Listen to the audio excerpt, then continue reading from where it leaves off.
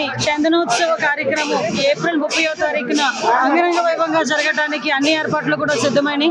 ఈ రోజు దేవాదాయ శాఖ అదేవిధంగా కలెక్టర్ గారు, సిపి గారు అందరూ కూడా ఈరోజు కోఆర్డినేషన్ చేసుకుని ఇక్కడ కార్యక్రమాన్ని చాలా దిగ్విజయంగా పూర్తి చేయడానికి, ముఖ్యంగా సామాన్య భక్తులకి వరహాలక్ష్మీ నరసింహస్వామి నిజ స్వరూపం దర్శన భాగ్యం కల్పించడానికి ఈ రోజు ప్రభుత్వ యంత్రాంగం అంతా ఈ రోజు కార్యక్రమాలన్నీ చేపడుతుంది. క్యూ లైన్లు ఎన్ని చేశారు, భక్తులకు కావాల్సిన ఫెసిలిటీస్ అన్నిటి మీద నేను, కలెక్టర్ గారు, సిపి గారు ఇక్కడికి వచ్చి, అదేవిధంగా రవితేజ ఇక్కడికి వచ్చి ఈ కార్యక్రమాన్ని అన్నిటి కూడా చూడటం జరిగిందండి. ఎప్పుడు కూడా చరిత్రలో జరిగినట్టుగా లాస్ట్ 5 మంత్రులు ఇక్కడ ఒక గ్రూప్ ఆఫ్ మినిస్టర్స్ వచ్చి, రెవెన్యూ మినిస్టర్ గారు, నేను, ఎండోమెంట్ మినిస్టర్ గారు, అదేవిధంగా ఇన్ఛార్జ్ మినిస్టర్ గారు అందరం కూడా ఇక్కడికి వచ్చి ఈ కార్యక్రమాలన్నీ దిగ్విజయంగా పూర్తి కావాలి, ఎక్కడ కూడా భక్తులకు ఇబ్బంది రాకూడదు అని చెప్పి చిన్న చిన్న మైన్యూర్ ఇష్యూస్ గురించి కూడా మేము ఆ రోజు రివ్యూ చేసుకోవడం జరిగింది. దానికి అనుగుణంగానే ఈ రోజు దేవాదాయ శాఖ, అదేవిధంగా రెవెన్యూ డిపార్ట్మెంట్, మన కలెక్టర్ గారు, పోలీస్ డిపార్ట్మెంట్ అందరూ కూడా కోఆర్డినేషన్ తో అన్ని ఏర్పాట్లు కూడా పూర్తి చేసుకున్నారు. ఇంకా చిన్న చిన్న లోపాలు ఏదైనా ఉంటే సర్దిద్దుకొని ఆ రోజు సామాన్య ప్రజల దర్శన భాగ్యమే మేజర్ ఎజెండాగా పెట్టుకొని మేము చేసుకుంటున్నాం.